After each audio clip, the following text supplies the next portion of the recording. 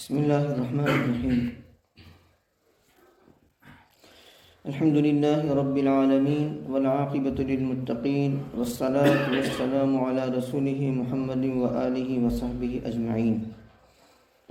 أما بعد فأعوذ بالله من الشيطان الرجيم. بسم الله الرحمن الرحيم. يا أيها الذين آمنوا لا تتخذوا آباءكم وإخوانكم أولياء إن استحبوا الكفر على الإيمان ومن يتولهم منكم فأولئك هم الظالمون.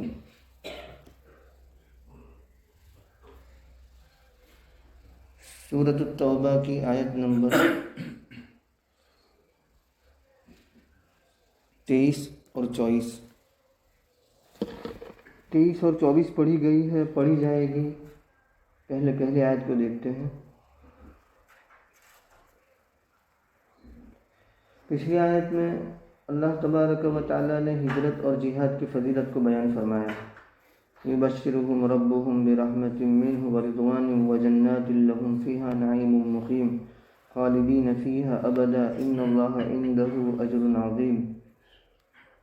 الذين آمنوا وهاجروا وجاهدوا في سبيل الله بأموالهم وأنفسهم أعظم درجة عند الله وأولئك هم الفائزون. یہ پچھلی آیتیں وہ تھی جن میں ہجرت اور جہاد کی فضیلت کو بیان فرمایا گیا ہے. اس آیت میں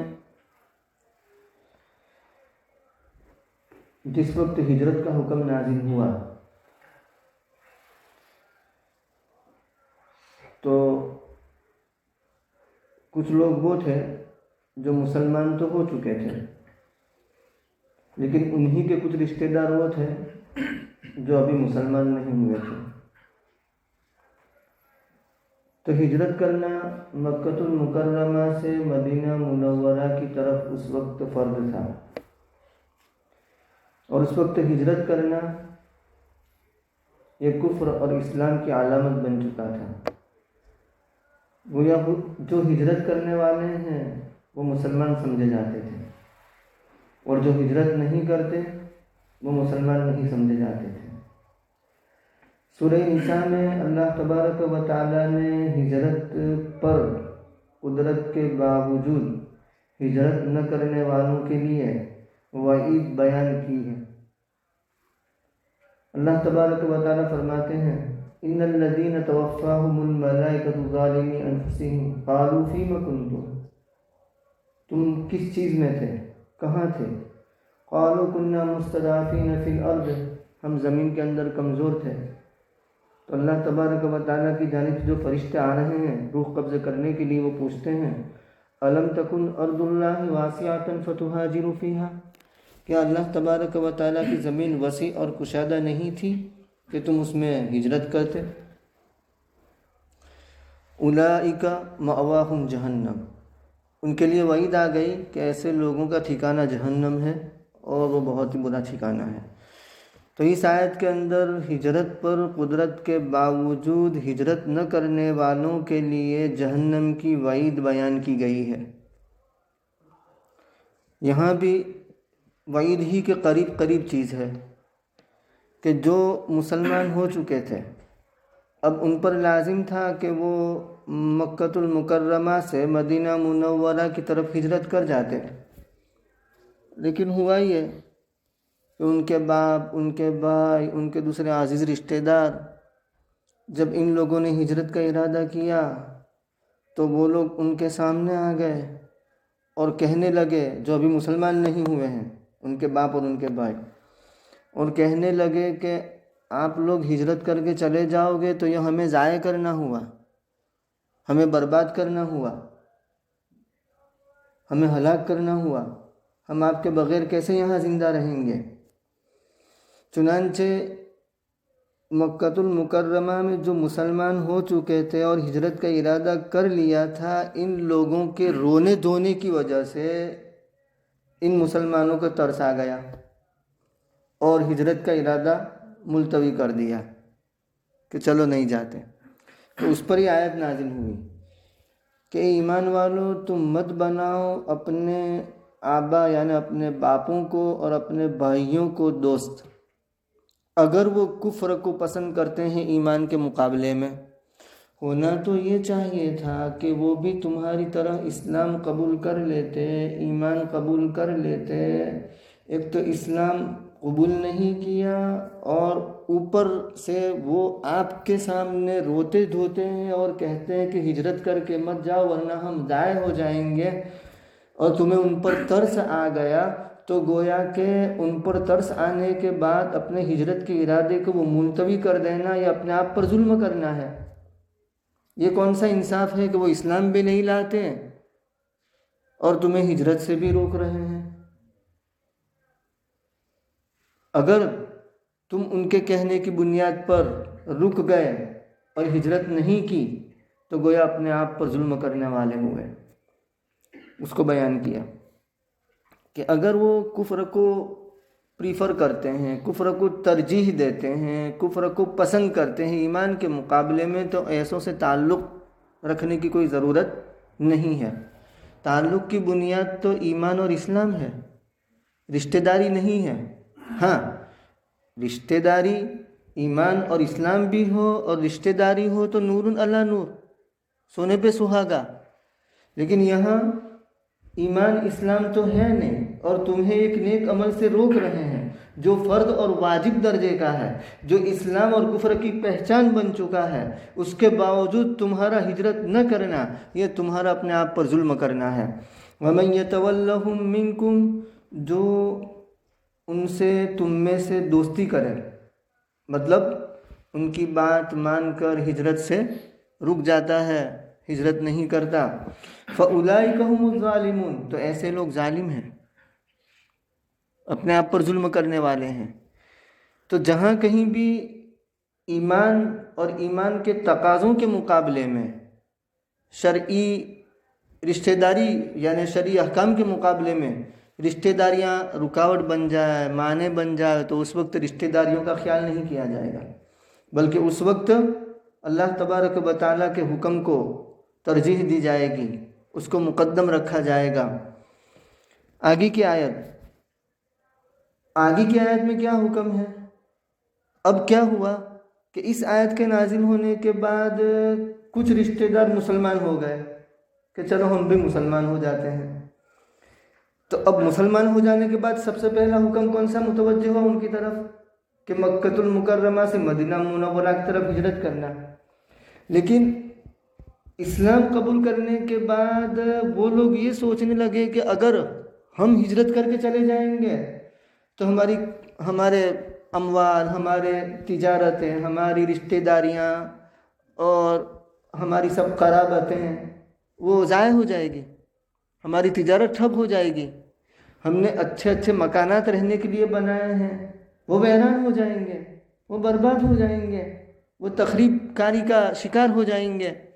چنانچہ ان ساری دنیاوی چیزوں کا خیال رکھتے ہوئے ہجرت کرنے سے وہ رکے رہے۔ کون؟ جو مسلمان ہو چکے ہیں۔ تو یہ آیت نازل ہوئی۔ اس آیت کے اندر 8 چیزوں کو بیان کیا گیا ہے۔ وہ 8 چیزیں اگر اللہ اور اس کے رسول صلی اللہ علیہ وسلم کی محبت اور اس کے راستے میں جہاد کرنے کے مقابلے میں غالب آ جاتی ہیں تو اللہ تبارک و تعالیٰ کی جانب سے وعید ہے کہ تو پھر تم انتظار کرو اللہ تبارک و تعالیٰ کی جانب سے حکم کے آنے کا، یعنی عذاب کے آنے کا، یا تو اس دنیا کے اندر یا آخرت کے اندر تو یقینی طور پر ہے۔ کہہ دیجئے اگر تمہارے باپ اور تمہارے بیٹے اور تمہارے بھائی اور تمہاری بیویاں اور تمہارے رشتہ دار، تمہاری برادری عشیرتکم، اور وہ مال جن کو تم نے کمایا ہے، حاصل کیا ہے، اور وہ تجارت جس کے نقصان کا تمہیں ڈر ہے،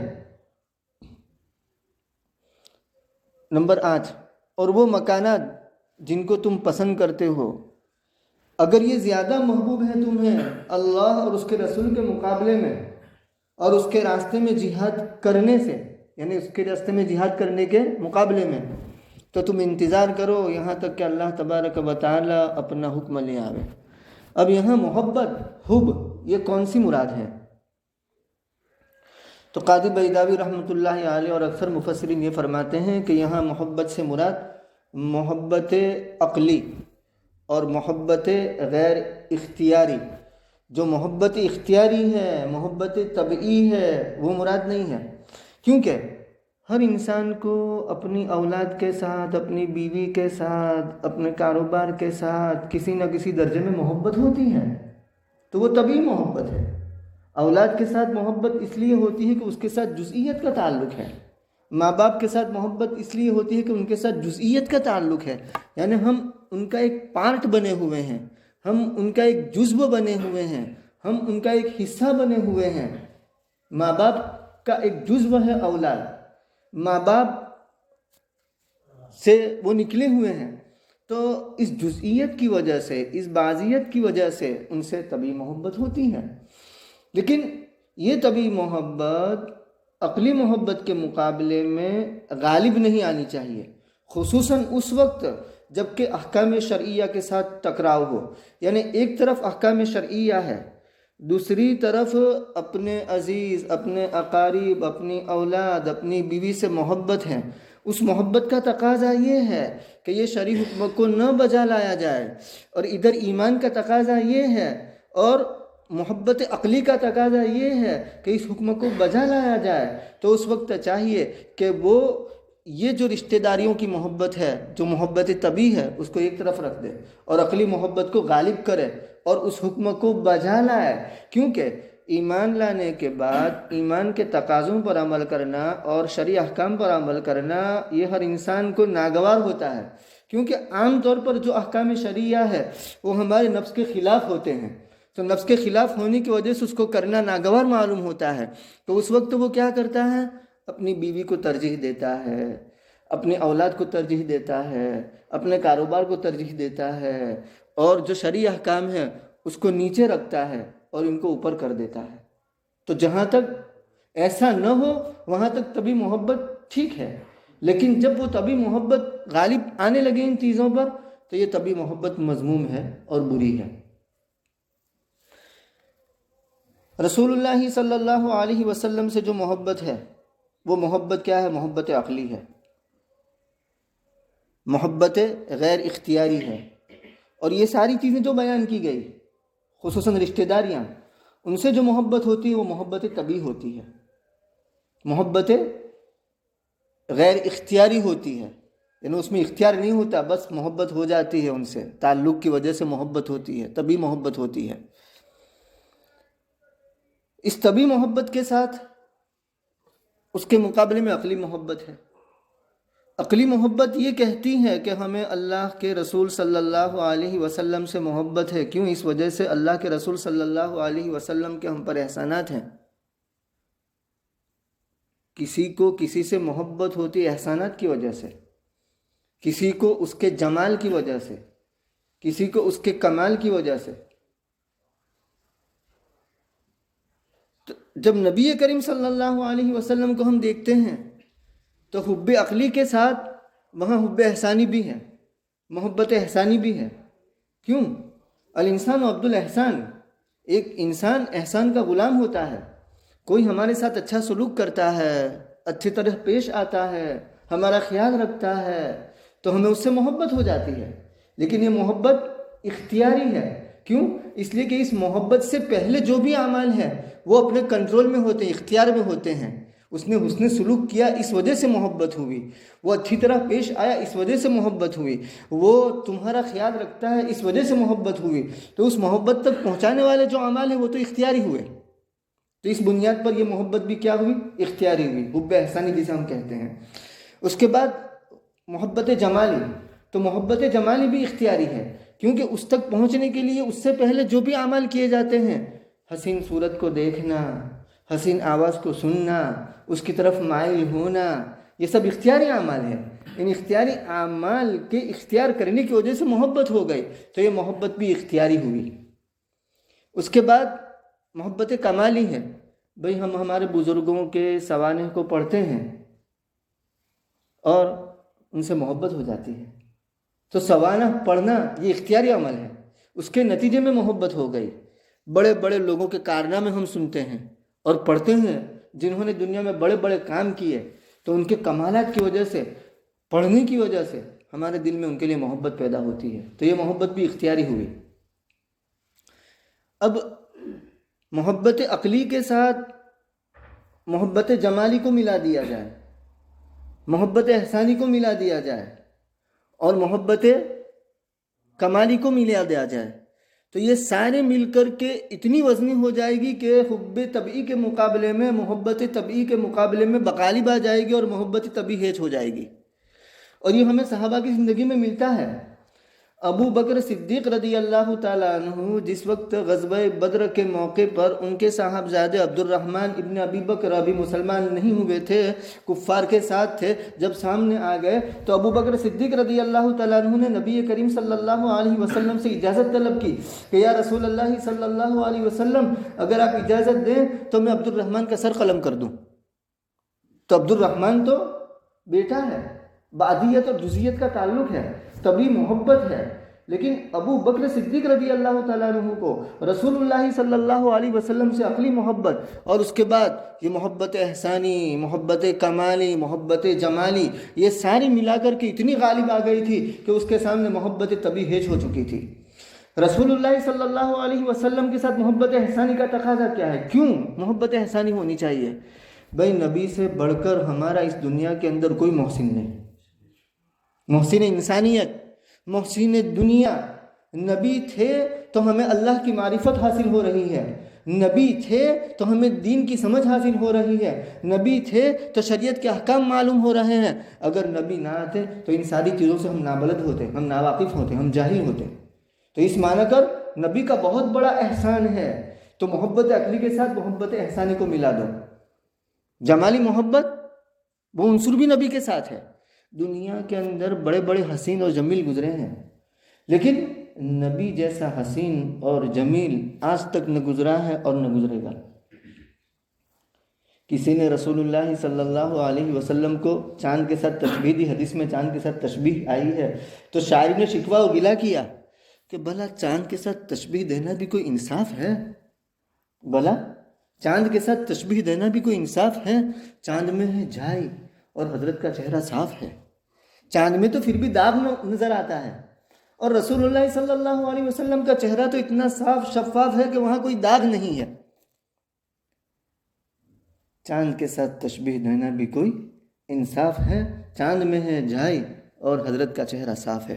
حسان ابن ثابت رضی اللہ تعالیٰ عنہ نے رسول اللہ صلی اللہ علیہ وسلم کے حسن و جمال کے متعلق جو اشعار پڑھے ہیں، ان اشعار سے بھی رسول اللہ صلی اللہ علیہ وسلم کی محبت جمالی اور محبت حسن کا اندازہ لگایا جا سکتا ہے۔ کیا کہا؟ حسان ابن ثابت رضی اللہ تعالیٰ عنہ رسول اللہ صلی اللہ علیہ وسلم کے شاعر تھے، اور مسجد نبوی میں باقاعدہ ان کے لیے ممبر سجایا جاتا تھا کہ حسان اشعار کہو، اور وہ کفار کی ہجوم میں اشعار بیان کرتے تھے، اور نبی صلی اللہ علیہ وسلم نے دعا دی کہ اللہم ایدہ بروح القدس، یا اللہ ان کی مدد فرما جبرائیل کے ذریعہ، روح القدس کے ذریعہ۔ یہ حضرت حسان ابن ثابت رضی اللہ تعالیٰ عنہ کا مقام ہے، مرتبہ ہے۔ انہوں نے عربی میں اشعار کہے کہ اجمل منک لم تلد النساء قط واحسن منک لم تر عین قط خلقت مبرئا من کل عیب کانک خلقت کما تشاء۔ حسن ابن ثابت فرماتے ہیں کہ تجھ سے زیادہ جمیل آج تک کسی ماں نے جنا نہیں، اور تجھ سے زیادہ حسین آج تک میری آنکھ نے کسی کو دیکھا نہیں، بلکہ کسی کی آنکھ نے نہیں دیکھا تجھ سے زیادہ حسین۔ خلقت مبرئا من کل عیب، یہ نبی کا حسن و جمال بیان کر رہے ہیں کہ آپ ہر عیب سے، ہر خامی سے پاک پیدا ہوئے ہیں۔ اور کیسے پیدا کیے گئے؟ خلقت مبرئا من کل عیب کانک خلقت کما تشاء، آپ تو ایسے پیدا ہوئے جیسے آپ چاہتے تھے۔ مطلب یہ ہے، شاعر یہ کہتا ہے کہ جب آپ کا پیکر بنایا جا رہا تھا تو گویا اللہ پوچھتے ہیں کہ بتا میرے پیارے محمد، تمہارا چہرہ، تمہاری ناک کیسی رکھوں، تمہاری آنکھیں کیسی بناؤں، تمہاری بویں کیسی بناؤں، تمہارے ہونٹ کیسے بناؤں، تمہارے گال، تمہارے رخسار کیسے بناؤں، تمہاری پیشانی کیسے بناؤں۔ یہ مطلب ہے کأنک خلقت کما تشاء، گویا کہ تو ایسے پیدا ہوا جیسے تو چاہتا تھا. یہ نبی کا حسن ہے، یہ نبی کا صلی اللہ علیہ وسلم جمال ہے. تو یہ جمالی محبت کو اس کے ساتھ ملا. اور کمال، نبی سے بڑھ کر کمال کا کوئی شخص دنیا کے اندر نہیں گزرا. وہ فارسی میں کسی نے کہا کہ 1000 بار بشویم دہن از مشک و گلاب، 1000 بار بشویم دہن از مشک و گلاب، تا ہنوز نام تو گفتن کمال بے ادبی است. 1000 بار میں اپنے منہ کو مشک و گلاب سے دھوم، مشک و عنبر سے دھوم، اس کے بعد بھی تیرا نام لینا بے ادبی ہے. کیا پاکیزہ شخصیت. دفتر بھر جائے لیکن نبی صلی اللہ علیہ وسلم کے صفات ختم نہیں ہوں گے. تو کمال کے اعتبار سے آپ بہت بڑے ہوئے. تو کمالی محبت بھی اس کے ساتھ ملا دیں تو یہ ساری محبت یکجا ہو کر کے تبھی محبت پر بھی غالب آ جائے گی، تبھی محبت اس کے سامنے ہیج ہو جائے گی. جیسے کہ ابوبکر صدیق رضی اللہ تعالیٰ عنہ، عبداللہ ابن ابی ابن سلول کے صاحبزادے، جو منافق کے سردار رئیس المنافقین، تو ان کے بیٹے کا نام بھی عبداللہ رضی اللہ تعالیٰ عنہ، مخلص صحابی تھے. لَيُخْرِجَنَّ الْأَعَزُّ مِنْهَا الْأَذَلَّ، اس نے کہا تھا کہ ہم میں سے عزیز، عزت والا یہ ذلیل کو نکالے گا، یعنی مسلمانوں کو. کہاں سے؟ مدینہ منورہ سے. یہ کہا تھا رئیس المنافقین نے. جب اس کی تصدیق ہو چکی قرآن کریم سے تو حضرت عمر رضی اللہ تعالیٰ عنہ نے اجازت چاہی کہ میں سر قلم کر دوں اس کا. تو یہ بات معلوم ہوئی ان کے مخلص بیٹے، کن کے؟ رئیس المنافقین کے مخلص بیٹے عبداللہ رضی اللہ تعالیٰ عنہ کو.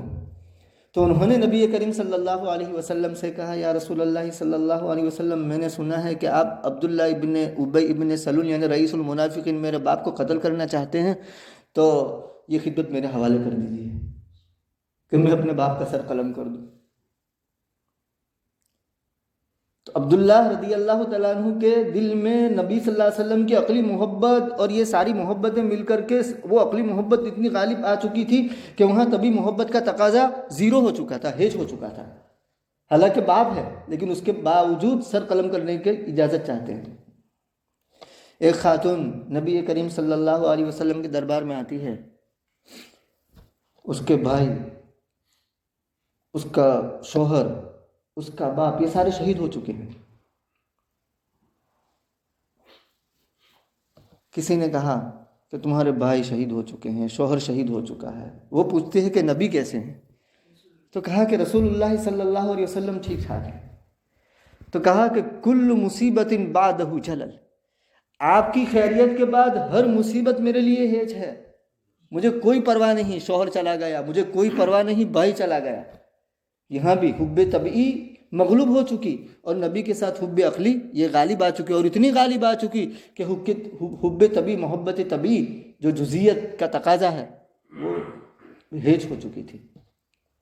عبداللہ ابن حذافہ سہمی رضی اللہ تعالیٰ عنہ کے متعلق آتا ہے کہ وہ رومیوں کی قید میں چلے گئے.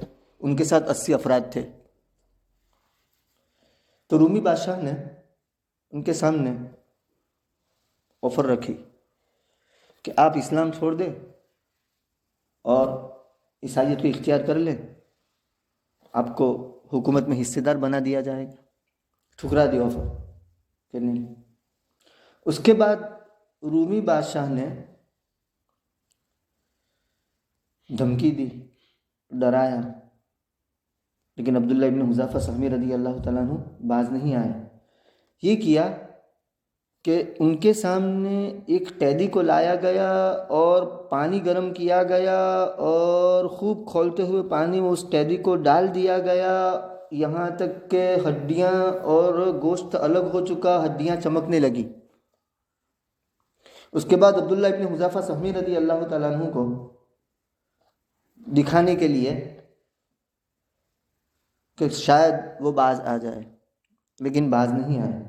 تو ان کو لے جایا گیا گرم کھولتی ہوئی دیگ کے پاس. تو وہ رونے لگے.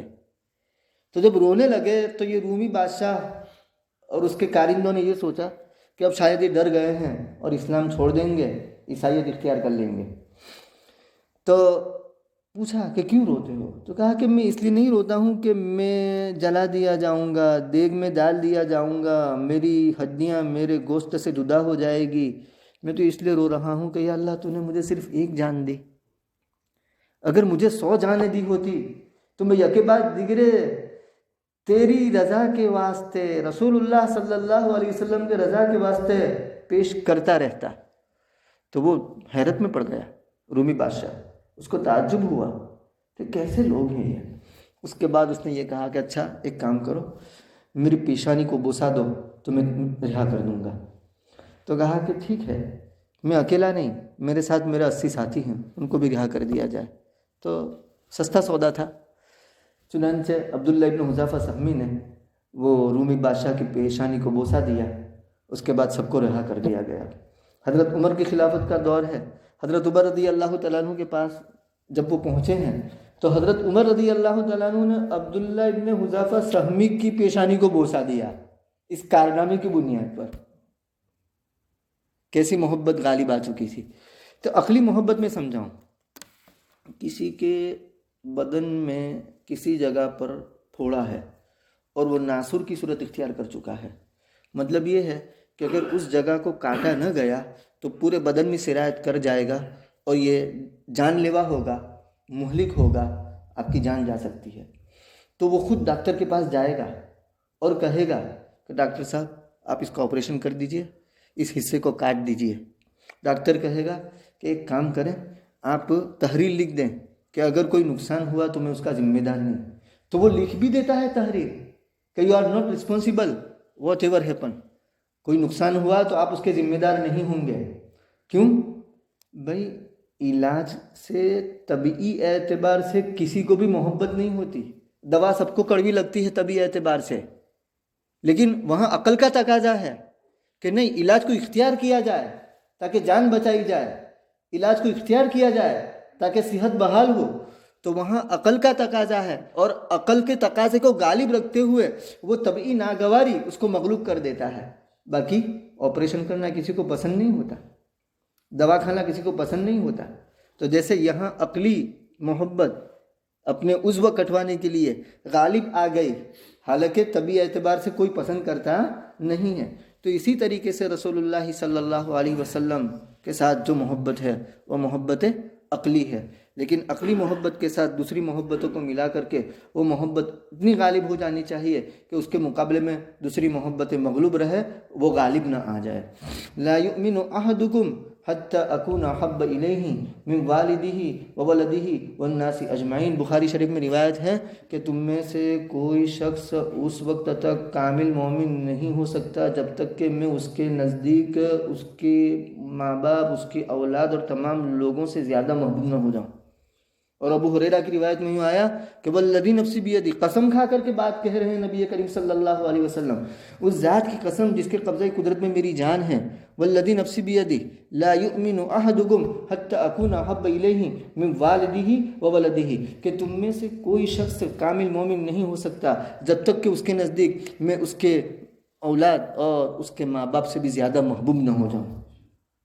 یعنی ان سے بھی زیادہ محبت کس کے ساتھ ہونی چاہیے؟ نبی کریم صلی اللہ علیہ وسلم کے ساتھ ہونی چاہیے، وہاں تک وہ کامل مومن نہیں ہو سکتا۔ تو یہ ایمان کے تقاضے ہیں، اور حدیث میں یوں آیا کہ جس کے اندر 3 چیزیں ہوگی وہ ایمان کی بشاشت اور حلاوت کو پائے گا۔ کون سی 3 چیزیں؟ تو کہا کہ ان یکون اللہ ورسولہ احب الیہ مما سواہما، اللہ اور اس کے رسول اس کو ان دونوں کے علاوہ تمام چیزوں سے زیادہ محبوب ہو۔ اور دوسرا، کسی سے محبت رکھے تو صرف اللہ کو راضی کرنے کے لیے رکھے۔ اور نمبر 3 کہ کفر میں لوٹنا ایسا ہی ناپسند کرے جیسے کسی کو آگ میں ڈالا جائے۔ آگ میں ڈالا جانا کیسا ناپسند کرتا ہے، ایسے ایمان بھی اختیار کر لینے کے بعد، اسلام کو اختیار کر لینے کے بعد کفر میں لوٹنے کو ایسا ہی ناپسند کرے۔ تو کہا کہ جس کے اندر یہ 3 صفتیں ہوگی وہ ایمان کی حلاوت کو پائے گا۔ حلاوت کا مطلب کیا؟ حلاوت کا مطلب یہ کہ نماز پڑھیں گے تو نماز میں لطف آئے گا، تلاوت کریں گے تو تلاوت میں لطف آئے گا، ذکر کریں گے تو ذکر میں لطف آئے گا۔ یہ ہے حلاوت، حلاوت الایمان۔ اللہ رب العزت ہمیں رسول اللہ صلی اللہ علیہ وسلم اور اللہ رب العزت اپنی محبت ہمیں نصیب فرماوے، اپنا عشق نصیب فرماوے، اپنی معرفت نصیب فرماوے۔ واللہ لا یہدی القوم الفاسقین۔ ان ساری چیزوں کو بیان کرنے کے بعد فرماتے ہیں اللہ فاسق لوگوں کی ہدایت نہیں دیتا۔ معلوم ہوا کہ وہ لوگ کہ جن کے دلوں میں نبی اور رسول کے مقابلے میں دوسری چیزوں کی محبت غالب ہے اور رسول اللہ صلی اللہ علیہ وسلم کی محبت مغلوب ہے، وہ کسی نہ کسی درجے میں فسق کے مرتکب ہو رہے ہیں، وہ فاسق ہیں۔ اللہ رب العزت کہنے سننے سے زیادہ کہی ہوئی باتوں پر، قابل عمل باتوں پر عمل کرنے کی توفیق عطا فرمائے۔ سبحان اللہ و بحمدہ، سبحان اللہ و بحمدہ، و اشہد ان لا الہ الا انت، استغفرک۔